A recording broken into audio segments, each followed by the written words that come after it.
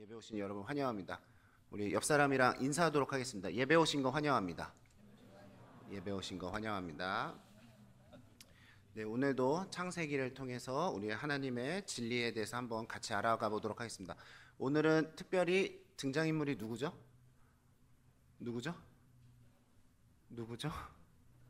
다들 누구라고 말할 수가 없군요. 무슨 사건이죠? 네, 바벨탑. 네, 바벨탑 사건을 할 건데 여러분들은 이 궁금증을 한번 가져보셨나요? 저는 이 청소년 시기에 제일 궁금했던 게 뭐였냐면, 분명히 이 세상이 이제 주장하는 이론이 두 가지가 있지 않습니까? 우리 처음에 다뤘던 창조론, 진화론. 근데 그 시작을 잘 보면 어쨌든 한 사람으로 시작을 했을 텐데, 그렇죠? 한 사람으로 시작했을 텐데 어떻게 이 땅에는 이렇게 많은 언어들이 존재할 수 있을까? 저는 그게 개인적으로 신앙이 없었을 때도 가장 궁금했던 질문이었거든요. 근데 성경에 이것들을 다뤄주는 게 있다는 게 너무나도 참신했고, 이게 한 분에 의해서 흩어진 언어였구나라는 걸 처음 들었을 때 너무 믿어졌던 본문 중에 하나입니다. 여러분, 이 지금 지구상에 언어가 총 몇 개 정도 존재한다고 보고 있는지 아십니까? 여기 혹시 언어학자 계십니까? 언어학자? 네. 저도 몰라서 한번 찾아봤는데 지금 지구상에 존재한다라고 보는 언어의 숫자가요 6,000개라고 합니다. 최소. 근데 저희가 이 언어라는 걸 얘기할 때는 한 단어만 있다고 해서 그걸 언어라고 얘기하지 않지 않습니까? 다른 누군가와 소통이 될 수 있는 그것들을 언어라고 표현을 하는데, 이 지구상에는 6,000개가 넘는 언어가 존재한다라는 것입니다. 그거는 더더욱 이해하기가 힘든 사실이지 않을까 생각을 하게 됩니다. 근데 오늘 본문에서는 이 땅에 이 많은 언어들이 존재하고 그들이 다 흩어져 사는 이유는 하나님께서 그들을 흩으셨기 때문이다라고 명확하게 이야기하고 계시다라는 것입니다. 이 바벨탑을 다루기 전에 한 가지의 또 동사를 좀 보고 시작을 했으면 좋겠는데요. 질문 만들기 하는 거를 제가 리더들 하는 걸 살짝 봤더니 요것도 질문을 던지더라고요. 뭐냐면 몇 절이죠? 5절에, 네, 5절을 보시면 동사가 뭐가 등장합니까? 하나님께서 뭐 하셨습니까? 내려오셨다. 뭐 하려고? 보려고. 네, 보려고. 지금 3주 연속 보시다의 동사가 계속 등장하고 있는 거 발견하고 계신가요? 하나님이 내려오셔서 보셨더니 이 바벨탑은 하나님 보시기에 합당하지 아니하므로 내가 그들을 흩었다. 그런데 지금 그것을 어디에 기록하고 있습니까?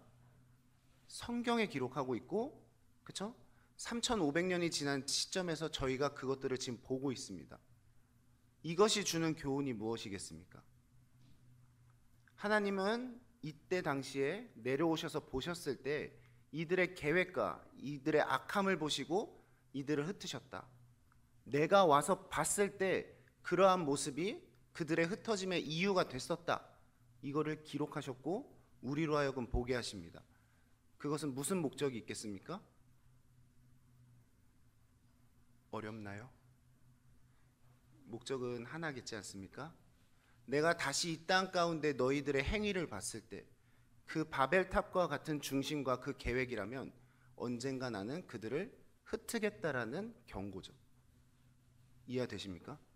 하나님은 그때를 회상하면서 우리로 하여금 이때 이런 일들이 있었어를 얘기해주고 싶으신 게 아니에요. 너희 조상들 가운데는 내가 원치 않는 모습들로 계획하고 열심을 냈던 그러한 자들이 있는데 내가 그들을 한 번에 흩었거든. 이것들을 말씀하셨다는 이유가 뭐냐면 그들과 같은 흩어짐을 너희가 면하라는, 피할 길을 내어주고 계시다라는 것을 우리는 발견을 해야 됩니다. 우리의 행위가 하나님 보시기에 이들과 같다면 우리는 언젠가 내가 어디에 속해 있어도 하나님은 반드시 흩으실 것입니다. 그것을 향한 경고가 바로 창세기 11장의 경고라는 것을 우리가 먼저 생각하고 본문을 들여다봐야 되지 않을까 생각되어집니다. 네.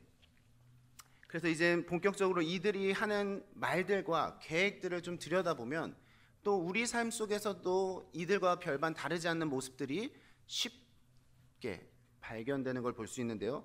첫 번째 이들이 했던 말들이 무엇입니까? 뭐라고 얘기하죠? 오늘 다 하부르타 하셨죠? 네. 벽돌을 만들어 뭐하자? 견고히 굽자. 그리고 벽돌로 돌을 대신하며 뭐하자? 역청으로 진흙을 대신하자. 네. 여기서 좀 집중해서 봐야 될 단어가 뭐냐면요, 견고히 굽자입니다. 견고히 굽자. 지금 이들이 시나이 평지로 갔다라고 이야기하고 있죠. 여기는 지금의 어디와 가까우냐면 이집트입니다. 이집트. 그리고 터키 동부 지역이라고 생각을 하시면 됩니다. 근데 이 바벨론 지역이 또 어디랑 가깝냐면요, 이제 앞으로 성경에서 12장부터 소개될 아브라함의 고향이 우르인데 이 바벨론과 되게 가까운 지역에 살고 있었습니다. 네, 그 가까운 지역이고 지역적 특성도 같다라고 보시면 됩니다. 네, 어쨌든 이곳에서는 이 땅의 특징이 있었는데요, 돌 구하기는 그렇게 쉬운 것이 아니었습니다. 그래서 좀 비싼 재료로 여겨졌던 곳이고, 오히려 이 땅은 비옥한 땅이었기 때문에 이 진흙으로 벽돌을 만드는 문화가 아주 잘 발달되어 있는 지역이라고 생각하시면 됩니다. 근데 그게 처음 발견되어질 때는 어떻게 발견이 되어졌겠습니까? 이 진흙이 뭐 때문에 단단해졌을까요? 맨 처음은 그죠, 햇볕에 그 뜨거운 열기에 굳어지는 것을 보면서 아, 이게 열이 가해지면 단단해지는구나라는 걸 깨닫지 않았겠습니까? 그래서 이들이 견고히 굽자라는 걸 원어를 더 들여다보시면 지속적으로 이걸 구워내자라는 의미가 담겨져 있습니다.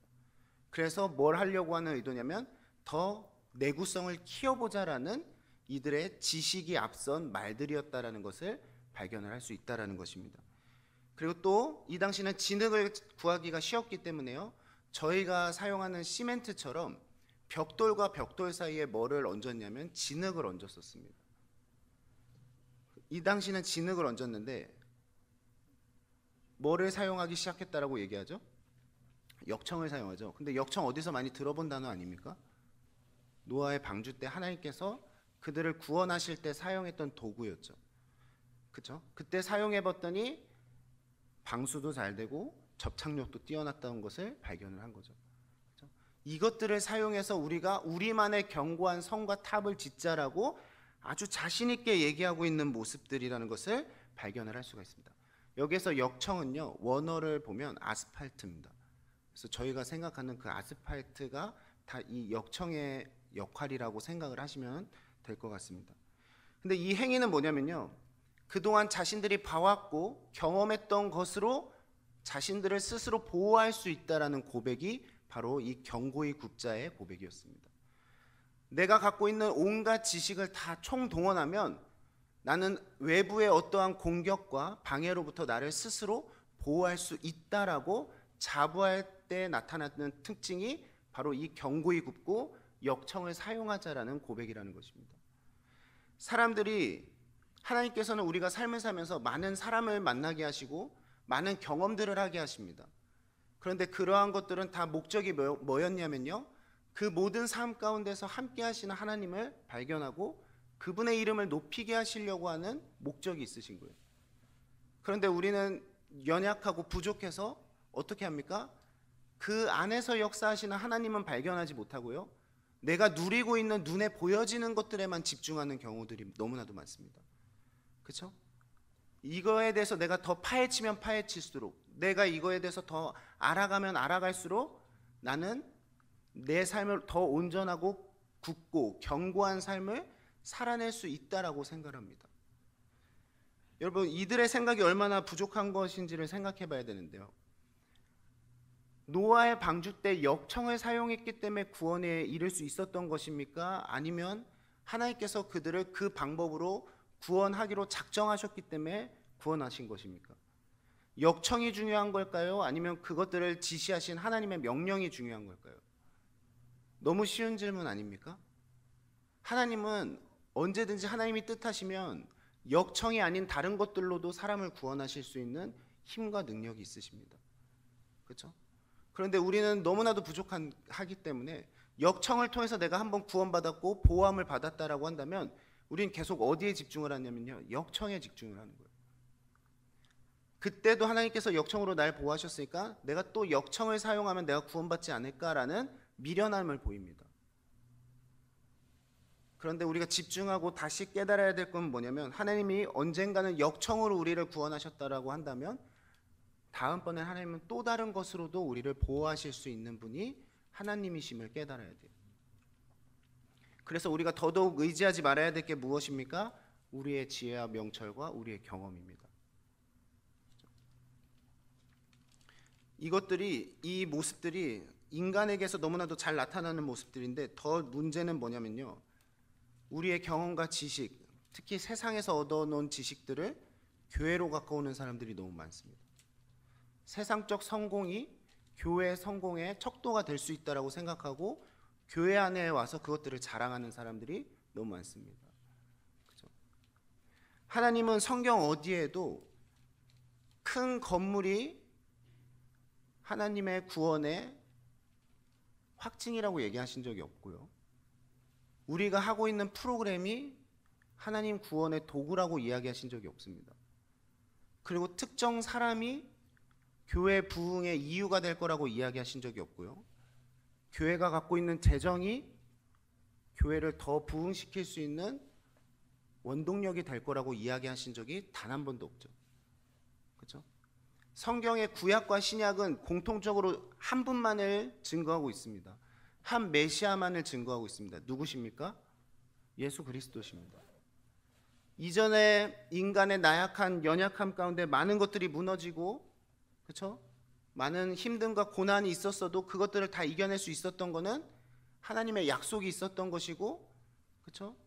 하나님의 예비하심이 있었기 때문에 그들이 회복할 수 있었다라는 약속이 3,500년 동안 지속되어 왔고, 그 약속의 완성으로 누가 오신 거냐면 예수 그리스도께서 오신 겁니다. 교회의 성공과 교회의 부흥과 이 능력은 예수 그리스도 이름 그 외에 다른 곳에는 아무것도 없다라는 걸 깨달아야 되는데, 우리가 세상에서 뭔가 성공을 맛보고 와서는 이게 교회에 좀만 접목되면은 더 큰 부흥과 성공을 이룰 수 있지 않을까라고 이야기하고 그것들을 자랑하는 것은 바벨탑을 쌓고자 했던 그들의 중심과 별반 다르지 않는 생각이라는 것을 우리는 생각해야 됩니다. 우리가 더 연약한 게 뭐냐면요, 각자 자신들이 전공하고 있는 거가 지혜라고 생각을 해요. 이것을 접목해야지 교회가 더 나은 발전이 있을 거라고 생각합니다. 그런데 내가 모르는 거에 대해서는 침묵을 하십니다. 맞죠? 하나님은 이 땅에서 하나님을 도무지 알지 못하는 사람들도 자랑하는 것으로 우리의 성공과 부흥을 약속하신 적이 없습니다. 그렇죠? 보기든 보아도 깨닫지 못할, 영적으로는 분별할 수밖에 없는 예수님, 그 한 분으로 우리의 부흥과 우리의 구원을 약속을 해주신 거예요. 지금 내 안에 갖고 있으려고 했던 견고함이 뭔지를 생각해 봐야 됩니다. 그리고 우리가 직분이 있고 직책이 있죠. 이 직분과 직책을 결단하는 데 있어서도 내가 뭔가를 준비됐으면 내가 쓰임받겠다라고 하는 거, 바벨탑을 쌓고자 하는 중심과 똑같습니다. 그리고 내가 직분을 얻은 이후에도 이것들이 잘 유지되고 내가 맡은 팀이든 셀이든 교회가 부흥하기 위해서는 내가 더 많은 부단한 노력을 해야 되고 더 많은 지식을 쌓아야겠다라고 생각하는 것, 하나님 없이 내가 그 공동체를 부흥시키겠다라고 하는 중심과 다르지 않다라는 것입니다. 하나님께서 나를 충성되이 여기셔서 팀이든 양들을 맡기셨다면 지금이야말로 더 씨름해야 될 건 뭐냐면 하나님의 능력과 하나님의 회복이 어디에 있는지를 먼저 알고자 발버둥을 쳐야죠. 세상 사람들은 흉내낼 수 없는 힘의 근원이, 부흥의 근원이 어디에 있는지를 말씀 안에서, 약속 안에서 찾아야죠. 그렇죠? 그러니까 교회들이 이전에 많은 실수들을 했습니다. 세상적으로 성공한 사람들을 교회 중책에 앉히고요, 돈 많은 사람들을 중책에 앉혔죠. 그러다 보니까 교회의 모습은 점점 예수 그리스도를 주로 고백하는 신앙의 공동체의 모습보다는 기업의 모습에 더 가까운 모습들로 변질되어 왔다. 그게 지혜라고 생각했고 그게 부흥의 길이라고 생각했는데 도리어 그 우리의 생각과 지혜가 하나님의 거룩성을 잃어버리게 만드는 이유밖에는 되지 않았다. 그렇죠? 그랬던 교회는 하나님께서 반드시 언젠가는 흩으실 거라는 하나님의 경고가 바로 오늘 바벨탑의 본문이라는 것을 생각해 봐야 된다는 것입니다. 제가 이번 한 주간 제일 핫한 이슈가 뭐였냐면요, 제 일주일의 인생에서 한 단어를 뽑으라고 하면 찬양팀입니다. 라도나이만을 얘기하는 건 아니니까요. 네, 찬양팀입니다. 이번에 수요 예배에 오신 분들은 한번 봤을 텐데, 제가 3년 동안 훈련시켰던 찬양팀 청년들이 와서 찬양을 섬겨줬습니다. 근데 그 찬양팀 아이들이 찬양팀으로 쓰임받기 위해서는 3년이라는 시간을 말씀 훈련만 했어요. 찬양 사역을 하지 않았습니다. 왜 그렇습니까? 제가 요즘 찬양팀에 대해서 더 많은 관심을 갖고 관심만큼이나 더 애통함도 큰데, 우리가 하나의 찬양팀을 만드는 데 있어서 또 찬양팀을 구성하는 데 있어서 우리가 가장 먼저 하나님 없이 계획을 한다면 뭐가 앞서겠습니까? 우리 한번 찬양팀을 꾸려보자 했을 때 하나님이 기뻐하실 만한 생각이 아닌 생각으로 찬양팀을 꾸린다면 뭐가 앞서겠습니까?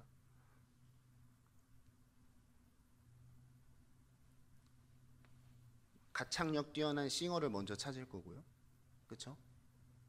반주를 잘하는 사람이 누가 있을까를 찾을 거고, 드럼을 잘 치고 기타를 잘 치는 사람이 누가 있을까? 뭐 위주로 지금 찾고 있는 겁니까?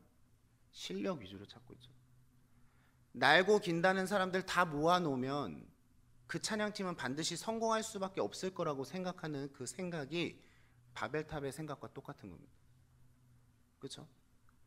정말 그 실력 좋은 사람들, 어디 학교에서 전공자들 중에 1, 2위 다투는 사람들만 다 모아놓는다고 그 찬양팀이 정말 하나님이 찬양받기에 합당히 여기실 만한, 귀하게 쓰실 만한 찬양팀인 건가? 우리는 그거에 대한 궁금증을 가져야죠. 근데 우리가 고린도전서만 봐도요, 하나님의 부르심은 뭐라고 얘기합니까? 약하고 천하고, 그렇죠? 그러한 자들을 불러다 쓰셔서 더 유명하게 하시고 더 능력 있게 하시고 그걸 통해서 더 하나님이 영광 받으실 거라고 기록이 되어 있습니다. 하나님의 일하심의 방법은 낮은 자를 택하셔서 하나님의 이름이 존귀 여김을 받는 그러한 섭리로 일하시는 분인데, 하나님 없는 우리가 하나님의 일을 하겠다라고 결단하고 무언가를 준비하는 데 있어서는 하나님 방법대로 준비하지 않고 어떻게 합니까? 세상의 방법대로 준비하는 거예요. 제일 뛰어난 사람들, 제일 능력 있는 사람들, 그들만 있으면 반드시 뭐를 이룰 거다? 성공을 이룰 거다. 여러분 삶을 살면서 교만한 사람들 한 번쯤은 만나보잖아요. 근데 심지어 그 교만한 사람들끼리 모인다라고 한다면 그들의 어깨는 어떻게 되겠습니까? 하늘을 찌르지 않겠습니까? 그 콧대가 하늘을 찌르지 않겠습니까? 맞지 않습니까? 본문에도 나와 있지 않습니까? 이들의 중심이 어디를 향하고 있는지, 어디를 향하고 있죠? 결국 이렇게 견고한 성을 높이 쌓아서 어디에 닿자라고 얘기합니까? 하늘에 닿자라고 얘기합니다.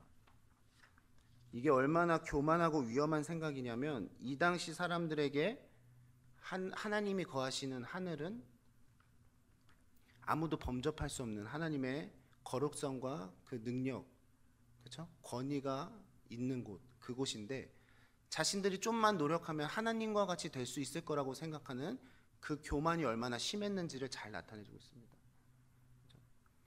내가 유명해지려고 하고 내가 성공하려고 하는 이유가 하나님처럼 되고자 하는 욕심 때문이라는 것을 나타내주고 있는 거예요. 겉으로는, 입술로는 다 하나님을 위해서 한다라고 얘기하고 있습니다. 그런데 그 내면을 들여다보고 까보면 그 중심엔 뭐냐면요, 하나님의 영광처럼 내 영광도 높이고 싶어하는 교만이 자리 잡고 있는 거예요. 하나님이 내려오셔서 보니까 그들의 중심이 딱 그랬다는 것입니다. 얘네의 목적지가 엄한 데가 아니라 내가 있는 이곳을 향하고 있구나라는 것을 알고 계셨다라는 거예요. 그래서 그들을 흩을 수밖에 없었다라고 고백을 하시는 겁니다. 뭐라고까지 얘기하십니까? 이들 이대로 놔뒀다가는 나중엔 내가 손도 못 댈 것 같아, 이렇게 얘기하세요. 성경에서 제일 큰 죄악, 우리가 생각했을 때 제일 큰 죄악은 살인, 이런 거라고 여기시죠. 성경이 말하는 제일 큰 죄악은 교만입니다. 하나님처럼 되고자 하는 거고 하나님의 영광을 내 영광으로 대신하려고 하는 그러한 교만이 성경은 가장 큰 죄악이라고 이야기를 하고 있습니다. 그래서 이들이 결국 뭐라고 얘기합니까? 하늘에 닿게 해서 뭐 하자? 우리의 이름을 내자, 이렇게. 우리의 이름을 내자. 이렇게.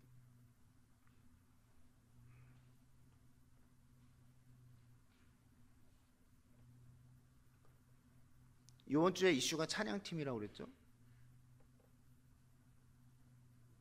제 안타까운 것들이 진짜 많다라고 생각하는데요.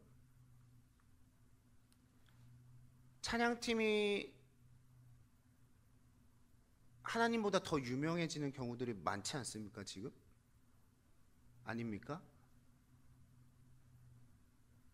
어디에 큰 찬양팀이 온다고 하면 그들과 함께 부를 찬양을 기대하기보다 그 팀 한번 얼굴 볼 수 있는 걸 더 소망하고 거기에 졸졸졸 따라가는 거, 그거 진짜 하나님을 위한 겁니까? 아니면 팀을 위한 겁니까? 또 하나는 뭡니까? 팀이 유명해지고 이름이 알려지면 알려질수록 뭐가 올라가죠, 요즘? 제가 이전에도 말한 것 같은데 뭐가 올라갑니까? 몸값이 올라가요. 그래서 그 찬양을 듣고 싶어도 뭐 없는 사람은 찬양을 못 듣습니까? 돈이 없으면 찬양을 못 듣는 시대를 살아가고 있어요. 점점 더. 예전에 이 정도 아니었다라니까요. 근데 저는 찬양팀만 얘기하고 싶은 게 아니에요. 복음도 똑같지 않습니까? 설교자의 이름값이 올라가면 올라갈수록 모시는 비용이 비싸지는 게 정말 하나님을 위한 것일까요? 생각해 봐야 되지 않겠습니까? 성경에는 분명히 복음을 전하는 데 있어서 뭐로 전하라고 합니까? 값없이 전하라고 합니다. 값없이 전하라고 하는 거는 무슨 의미입니까? 돈 때문에 복음 못 듣는 사람이 있어서는 안 된다는 의미 아닙니까? 맞죠?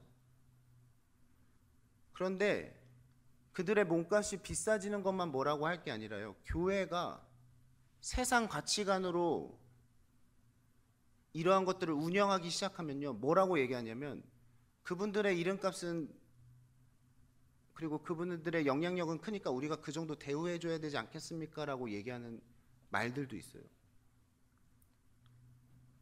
그렇죠? 그러한 세상적 기준 때문에 점점 복음이 돈으로 비교당하는 시대가 되어버린 거라는 걸 우리가 생각을 해야 돼요.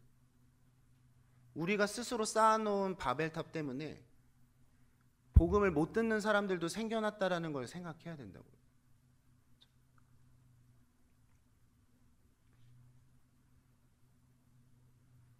이름값이 되게 무서운 이유가 뭐냐면요. 그 팀이 유명해지면요. 그 찬양도 되게 유명해져요. 근데 언젠가 하나님이 그들을 흩으셔서 그 찬양팀이 더 이상 찬양을 하지 않게 되면 뭐도 자연스럽게 사라지냐면 그들이 했던 찬양도 사라져요. 그렇죠? 그런데 우리가 찬양 들을 때 되게 오래 유지되는 찬양들의 특징은 뭐라고 했습니까? 뭐를 기반으로 한 찬양입니까? 말씀에 기반한 찬양은 계속해서 찬양이 되어지죠. 왜냐? 찬양은 뭐하지 않기 때문에, 변하지 않고 쇠하지 않기 때문에. 그렇죠? 한 제자가 그런 얘기를 하더라고요. 목사님, 그 찬양팀에 대해서 생각을 해보니까 두 부류의 찬양팀이 있는 것 같아요. 한 팀은요, 찬양은 너무 유명한데 팀이나 팀원에 대한 거는 전혀 알지 못하는 팀들이 있어요. 근데 그 찬양의 가사들은 정말 언제 찬양을 해도 정말 감동이 있고 하나님을 더 묵상하게 되는 것 같아요. 이렇게 고백을 합니다. 근데 어떠한 찬양팀은 찬양만큼이나 팀이 너무 유명한데 팀원 한 사람 한 사람이 뭘 전공했고 나이는 몇 살이고 어디 대학 나왔고까지도 다 알아요. 근데 그 찬양이 왜 나온 찬양인지 뭘 찬양하는 건지를 모르는 찬양들이 많다라는 고백을 합니다.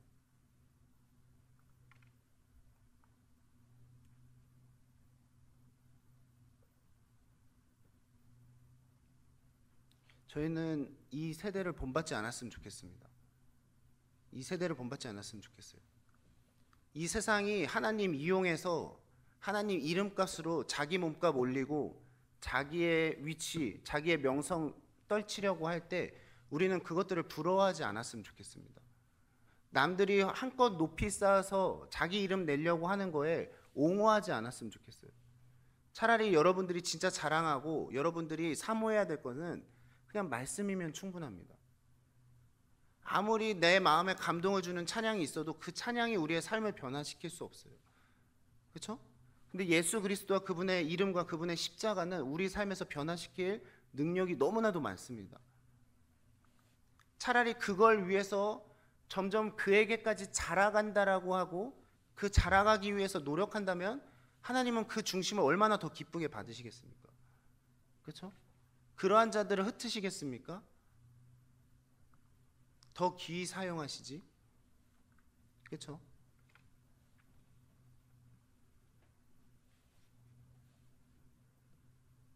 그래서 우리가 첫 번째로 생각할 거는 세상 사람들을 욕할 것이 아니라 내가 내 욕심과 내 영광과 나의 유익 때문에 하나님을 이용하려 하거나 내 안에 하나님을 위해서라고 생각했지만 내 스스로 쌓았던 바벨탑은 있지 않은지, 내 힘과 능력 의지에서 내가 견고히 무언가를 해보려고 했던 바벨탑이 내 안에는 없었는지를 먼저 점검해 보시는 시간이 되셨으면 좋겠습니다.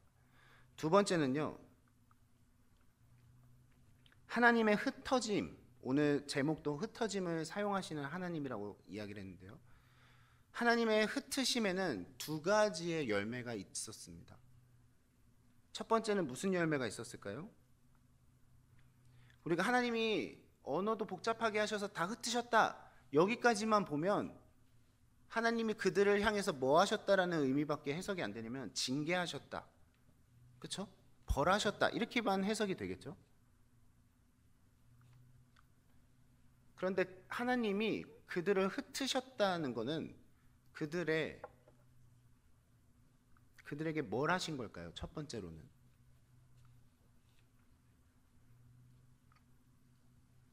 그들이 견고함을 위해서 달려가고 있을 때 그들의 견고함은 아무것도 아니라는 것을 하나님이 한 번에 행하신 거죠.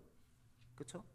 내가 내 힘과 능으로 견고한다면 어떤 무엇도 할 수 있을 거라고 생각했는데 하나님의 단 한 번의 일하심이 그 모든 것들이 부질없던 것이라는 걸 깨닫게 됩니다. 그러면 그들의 시선은 다시 어디를 향할 수밖에 없습니까? 누굴 향할 수밖에 없어요? 하나님을 향할 수밖에 없죠. 그렇죠? 우리끼리 모여보니까 뭔가 될 것 같았는데 하나님이 우리를 기쁘게 여기시지 않고 우리를 흩어놓으셔 보니 우린 정말 아무것도 아니었구나. 그렇죠? 나의 무능력함이 깨달아지는 순간에 누구에게 시선이 가냐면 능력의 하나님한테 시선이 가는 겁니다. 만약 이 땅 가운데서 그것들을 먼저 누렸다면 더 복되겠죠. 다시 회개함으로 하나님께 돌아갈 수 있는 기회가 생기는 거니까. 그렇죠? 근데 마지막에 하나님이 이걸 이루시는 때가 있죠. 언제입니까? 사망 앞에서입니다. 내가 많은 부를 쌓고 명예를 쌓고 많은 자손을 낳고 무언가를 많이 했었어도 내가 어디에 문턱 앞에 서면 부질없었음을 깨닫게 되냐면 죽음과 사망 앞에서는 내가 아무것도 아니었음을 깨닫게 되죠. 그때 깨달았을 때는 뭡니까? 이미 너무 늦었을 때라는 거죠. 그런데 하나님이 그들을 중간에라도 한 번이라도 흩으셨고 그들의 힘을 빼셨다라는 건 다시 그들의 시선을 어디로 향하게 하신 일하심이었냐면 능력의 하나님만 의지하게 하시는 하나님의 은혜였다라는 거예요. 여러분이 하나님 안에서 하나님 없이 무언가를 쌓으려고 했는데 하나님이 그것들을 너무나도 허무하게 흩으셨다? 그건 하나님이 여러분들을 사랑하지 않아서 고난을 주시려고 하는 일하심인 게 아니라 그 고난을 통해서 다시금 뭐하게 하시려고 하는 은혜였냐면 하나님만 의지하고 다시 하나님 안에서 새로운 것들을 쌓게 하시려고 하는 목적이라는 거죠. 우린 그걸 신뢰하지 않아요. 그냥 흩으신 것만 원망이 되는 거예요. 좀만 있었으면 하늘에 달 수 있었는데 좀만 더 수고했으면 이름도 낼 수 있었는데 하나님 굳이 이거를 흩으셨었어야 됩니까? 우린 그것만 원망하고 있어요. 근데 하나님의 선하심과 인자하심을 신뢰하는 사람들은 하나님 지금에서라도 저를 흩으셔서 다시 하나님만 바라보고 하나님의 보호하심만을 사모하게 해주신 거, 그것이 이제 은혜인 줄 깨닫습니다라고 고백하게 된 삶, 그게 얼마나 복된 삶인지를 우리는 발견을 해야 되는 거예요. 두 번째는 무엇입니까? 그들의 힘을 빼고 하나님께 집중하게 한 것도 은혜지만 그들 안에 갖고 있었던 불의를 다시 의로 회복시켜 주시는 도구가 됐습니다. 그들의 불의에는 뭐가 있습니까? 이름을 내자도 있었지만 또 뭐도 있었죠? 뭐도 있었습니까? 흩어짐을 면하자. 이거 아주 악한 고백입니다. 이유는 아십니까? 아신 분은 1월 둘째 주 이후로 설교를 아주 열심히 듣고 있다는 증거가 되겠죠? 하나님이 인간을 창조하시고 우리에게 주신 복이 무엇이었습니까? 생육하고 번성하여 땅에 충만하라, 이거였죠. 땅에 충만하라가 하나님께서 우리에게 예비하신 복이었는데 지금 이들의 고백은 뭡니까? 흩어짐을 면하자. 그럼 뭐 하지 않겠다는 겁니까? 땅에 충만하지 않겠다는 거죠. 그 말은 뭡니까? 하나님이 태초에 우리를 계획하시고 주셨던 복을 거부하겠다는 거죠. 내 삶을 이제는 내가 스스로 내가 복이라 여기는 대로 살아가겠다라는 고백이에요. 흩어짐을 면하자는 아주 교만한 고백인 겁니다. 우리끼리 뭉쳐서 우리끼리 다 할 수 있으니까 하나님의 계획은 이젠 의미 없고 필요 없습니다라고 고백하는 거랑 똑같아요. 근데 그러한 하나님이 그러한 자들의 중심을 보시고 흩으셨죠? 흩어졌죠? 그러면 그 각 사람이 흩어진 곳에서 이제 뭐를 소망하면서 살 수 있게 된 겁니까? 생육과 번성을 소망하면서 살 수 있게 됐죠. 오히려 하나님 더 크게 사용하신 거예요. 그냥 시나이 평지에만 있었어야 될 그들을 이번 계기를 통하여서 어떻게 하신 거냐면 온 땅에 생육과 번성의 복이 퍼질 수 있는 근원으로 삼아주신 거예요. 이건 마치 누구와 같습니까? 요나가 하나님 앞에 불순종하고 다시스로 가는 배를 타겠다라고 거기 타죠. 근데 그 과정 속에서 하나님은 요나를 통해서 또 누구를 구원하셨다고 했죠? 뱃사람들을 구원하시잖아요.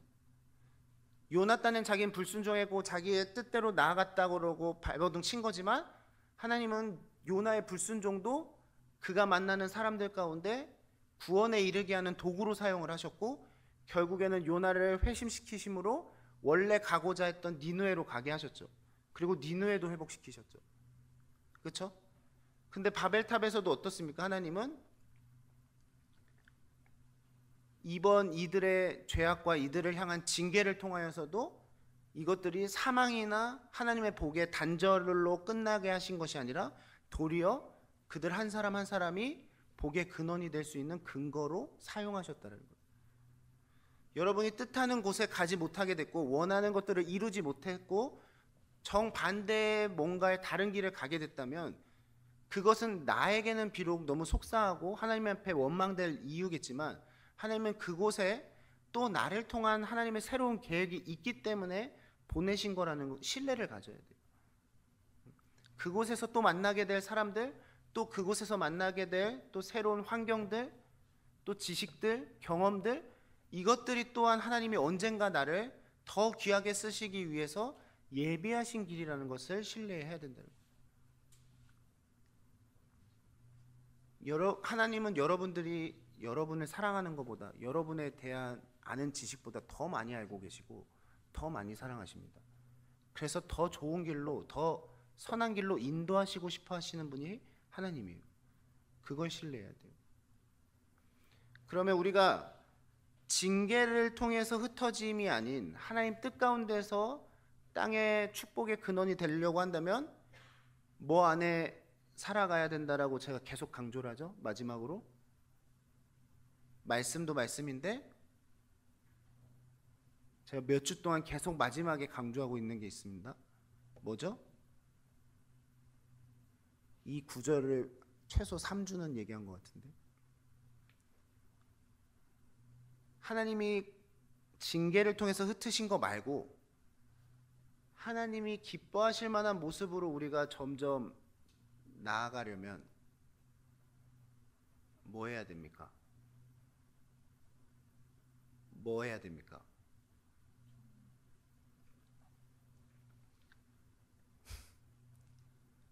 기쁘다. 예루살렘과 온 유대와 사마리아와 땅 끝까지 이르러 내 뭐가 되라고요? 증인이 되려면 뭐 해야 하라고요? 다음 주부터 암송을 시작하도록 하겠습니다. 네. 오직 성령이 너희에게 임하시면 예루살렘과 온 유대와 사마리아와 땅 끝까지 이르러 내 증인이 되리라. 이거 너무 복되지 않습니까? 하나님의 징계를 통해서 흩어짐을 당하는 그러한 바벨탑을 쌓았던 사람들과 같이 흩어짐을 당할 것이 아니라 하나님께서 예비하시고 예수님께서도 약속하신 성령님의 그 충만하심을 통해서 우리가 땅끝까지 증인이 되는 삶, 복을 흘려보내주기를 사모하는 삶을 사는 것이야말로 하나님이 우리를 향해서 예비하신 복된 삶이라는 것을 생각해야 되고, 바벨탑에는 뭐가 없었기 때문에 하나됨이 문제였냐면요, 하나님이 없었기 때문에 문제입니다. 근데 성경에서는 뭐 안에서 하나가 되면 하나님이 기뻐하신다라고 얘기합니까? 주 안에서, 또한 성령 안에서 우리가 하나 될 때 하나님은 그것들을 귀하게 사용하십니다. 성령이 우리 공동체 안에 함께 있어야, 우리 팀, 우리 셀 안에 함께 하셔야 우리의 그 중심에 뭐가 하나 되냐면요, 하나님의 뜻, 하나님의 부르심, 하나님의 소망, 이것들이 하나가 될 수 있습니다. 성령이 주시는 하나 되게 하심은 하나님이 너무 기뻐하시는 거예요. 너무 복되게 해주시는 근원이 되는 겁니다. 그런데 바벨탑에는 뭐가 없었기 때문에 문제냐면 하나님의 뜻과 하나님의 의가 없었기 때문인 거예요. 그렇죠? 여러분이 정말 하나님 복 가운데서 바벨탑을 쌓는 삶이 아니라 하나님 복되게 하셔서 내가 열방을 풀고 나아가는 삶을 소망한다면 우리가 말씀도 붙들어야 되지만 또한 뭐에 충만한? 성령에 충만한 삶을 살아야 하나님이 바람직하게 여기시는 땅의 충만함을 누리면서 사는 그리스도의 자녀로 살아갈 수 있다. 그렇죠? 오늘 이 시간 예배를 드리시는 모든 청년들이 하나님의 흩어짐을 사모할 것이 아니라 열방을 복의 근원으로 떨쳐나가기를 소망하시는 저와 여러분들이 되셨으면 좋겠습니다. 오늘 그것들을 위해서 같이 기도하도록 하겠습니다.